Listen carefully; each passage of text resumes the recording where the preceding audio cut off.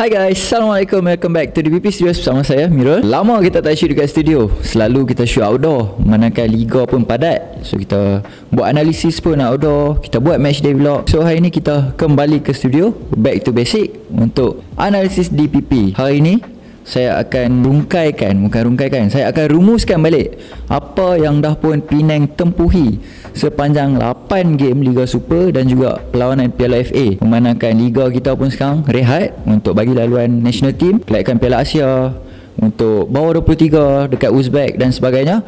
So inilah masanya untuk kita sembang apa yang tak kena dengan Penang sekarang dan apa yang perlu kita perbaiki berdasarkan rekod-rekod perlawanan yang terdahulu. Dengar saya kata, berdasarkan rekod perlawanan yang terdahulu, bukan berdasarkan emosi sendiri, bukan berdasarkan pendapat kepala tahu dan sebagainya, tak. Kita akan tengok berdasarkan data-data result Penang yang sebelum ni. Apa yang kita kena improve, apa yang kita boleh maintainkan dalam tim. Coach dah pun direhatkan, Coach Thomas Tuchel dah keluar daripada Penang secara rasmi. Bila kelab pun dah release official statement. So Coach Manzur Azwira digantikan sebagai orang kata caretaker head coach.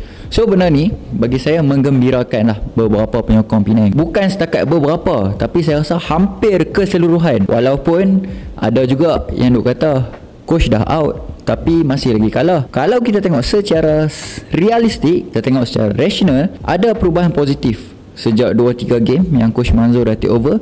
Walaupun result dia still sama, kita kalah, cumanya kita menang dengan Perak untuk Piala FA, tapi kita dapat nampak beberapa input yang positif setelah sekembalinya Coach Manzur sebagai head coach. Antaranya corak permainan, walaupun ada lagi kelopongan yang saya akan ulahkan sebentar saja lagi, tapi at least kita nampak improvement dalam kalangan disiplin player, dalam kalangan coaching staff. Macam mana player main, apa body language player, macam mana player react bila kena.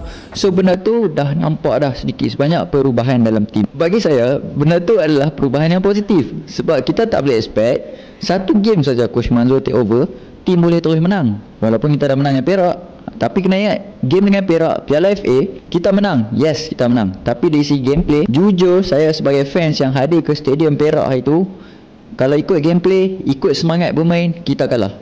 Result je kita menang. Kita berjaya kuasai first half, kita dapat 2 gol.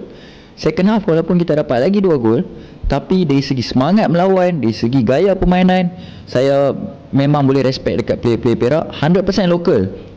So bila jadi benda macam tu, still lagi ada kerisauan dalam kalangan penyokong-penyokong. Walaupun menang, tapi jadi macam tu sebab Perak tak ada import, 100% local, budak-budak muda, tak ada player star. Ada pun mungkin ada 1-2 nama yang orang kenal, Firdaus Sayadi contoh. Tapi benda tu menyebabkan kerisauan dalam kalangan penyokong-penyokong yang hadir game home, game away pun dia papi.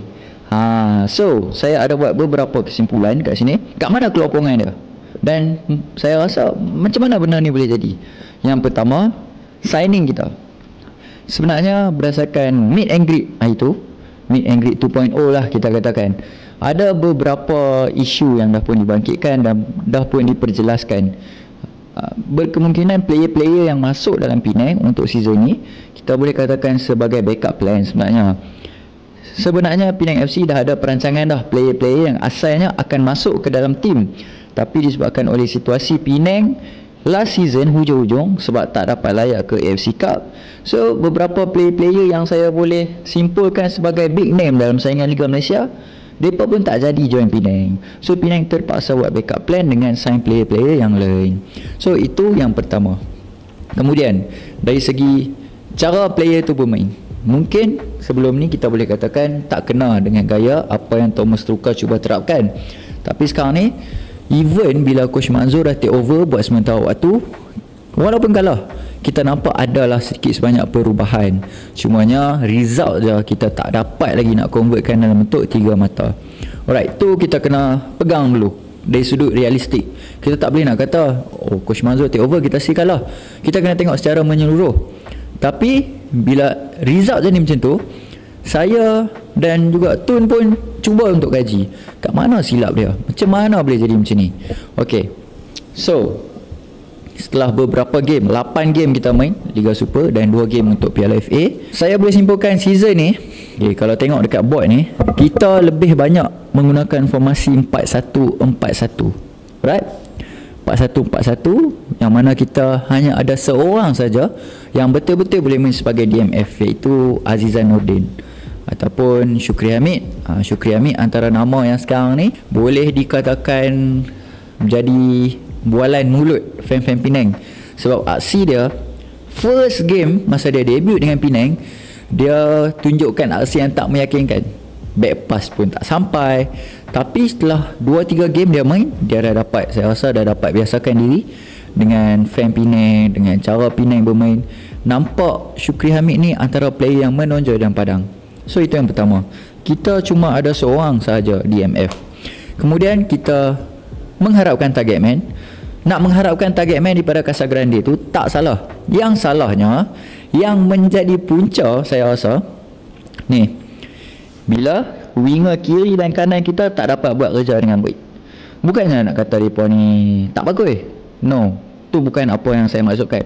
Maksud saya cara mereka tak sesuai dengan sistem permainan target man. Bila target man sebenarnya perlukan hantaran-hantaran yang berkualiti daripada winger. Contoh, saya terpaksa flashback sikit. Macam sebelum ni, kita ada player yang boleh crossing sampai kepada target man kita, iaitu Kasar. Kita ada belah kiri, belah kanan, semua orang tahu, saya tak boleh nak nafikan lagi. Ahmed Azhar, Al-Hafiz, Awang. So dua orang player ni mempunyai crossing, mempunyai hantaran yang bagi saya cukup berkualiti untuk kita nak main sistem target man ni. So bila kita tukar player yang masuk sebagai winger tak capai pun kualiti crossing yang membolehkan kita main sistem target man, itu yang menjadikan tim kita agak tumpul di sudut serangan. Itu yang pertama. Sebab kita tengok rate ataupun percentage kita punya crossing, berapa kali saja yang kita boleh kira sampai dekat kepala Casagrande. Even last chances yang banyak Kasar dapat pun, saya ingat saya lawan Negeri Sembilan, dia ada 2-3 chances, yang mana 2 Shihan save, satu lagi bola melambung tinggi. So itu saja. Kemudian next game tu Kasar memang tak dapat bola. Ada kalanya dia turun untuk backup defend, dia minta bola, dia kena turun ke tengah. Itu bukannya sistem target man. Kalau target man dia turun sampai ke bawah untuk mencari bola, dia dah salah dah tu kan. So yang pertama, key point dia adalah kita perlukan kualiti di sudut crossing kalau kita nak main sistem yang ada dalam tim kita sekarang ni. Itu yang menyebabkan kita kurang. Yang kedua, bila kita main sistem nak guna pakai winger ni untuk buat kerja lebih, kita nampak dalam beberapa game ni kita terlalu mengharapkan satu side saja. Contoh, untuk dalam few games ni kita nampak Saravanan dah mula diturunkan sebagai first 11 dalam first E. Kita nampak kita punya serangan lebih tertumpu kepada Saravanan berbanding dengan sebelah, katalah sebelah kiri atau sebelah kanan kan. Kadang player swap position Faizat. Sebab sekarang ni Adib Raub dia banyak jadi sub masuk second half. So saya boleh katakan Faizat. Bila Faizat pair dengan Saravanan, saya nampak kita punya effectiveness tu lebih tertumpu ke arah Saravanan.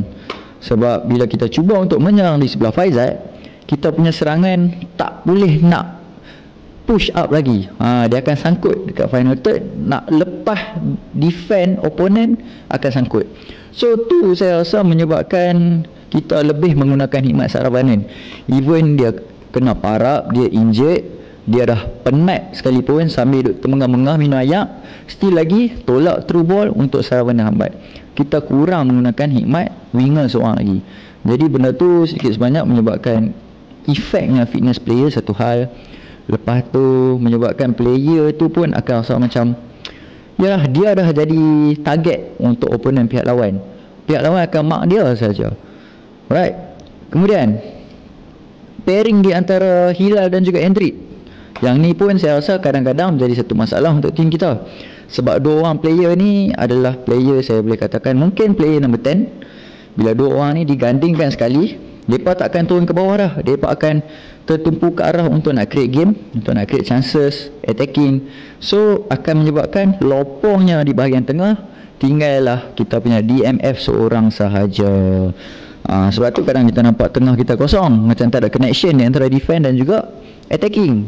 Sebab ni lah, kadang dua orang player ni dia nak create game. So benda tu menyebabkan fancy style of play berlaku di antara kedua-dua player. Kadang sampai boleh menyebabkan misunderstanding antara kedua-dua player ni.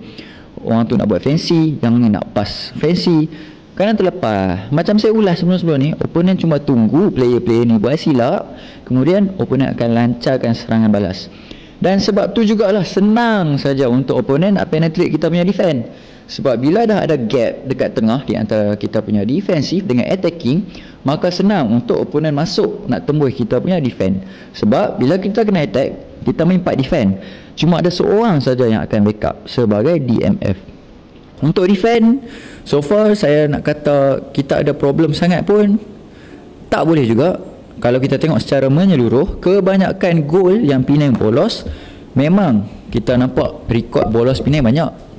Cumanya bukan di sudut defense kita teruk ataupun lemah dan sebagainya.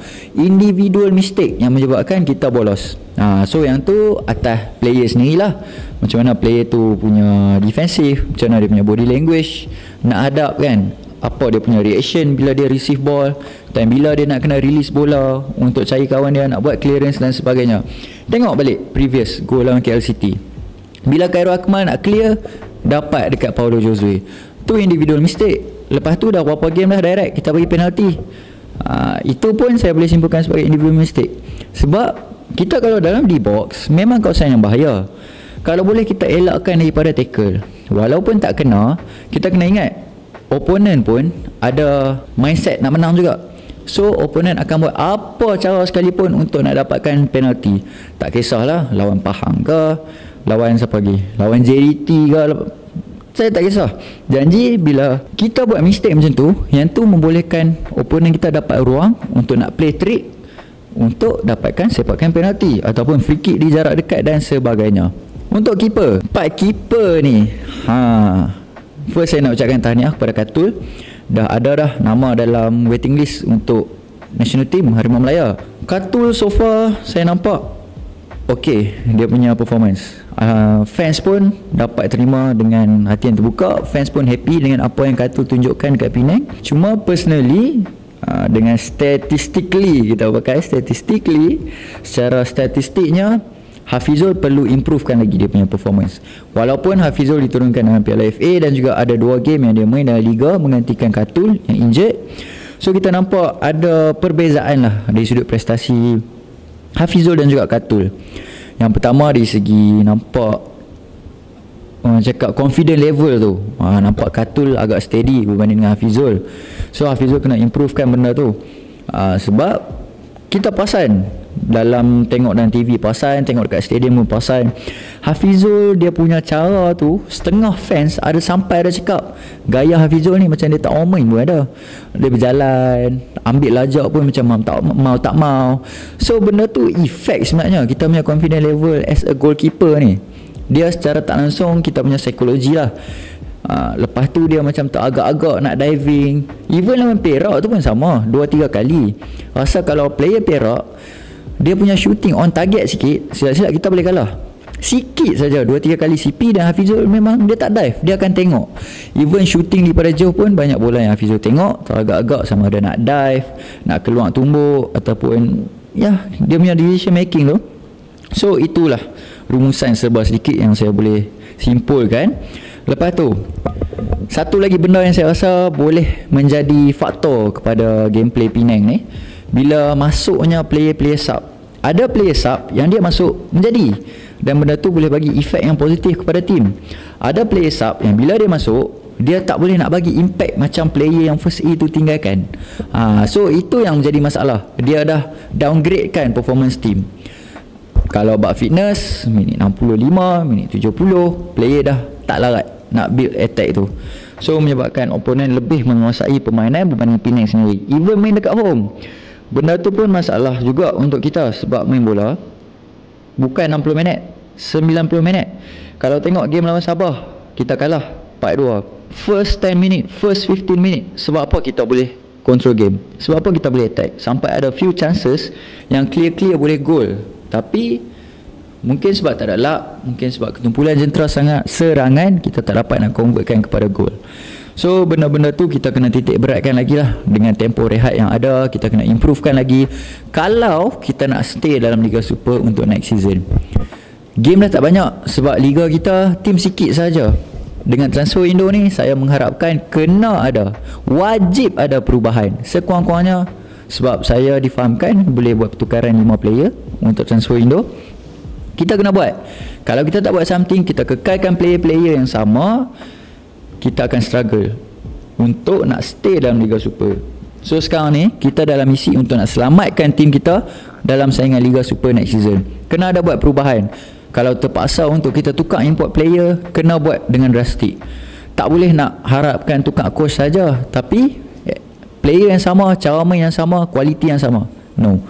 So itu pendapat saya, apa yang saya boleh rumuskan berdasarkan performance Penang sebelum-sebelum ni, dan saya dan juga semua fans mengharapkan perubahan.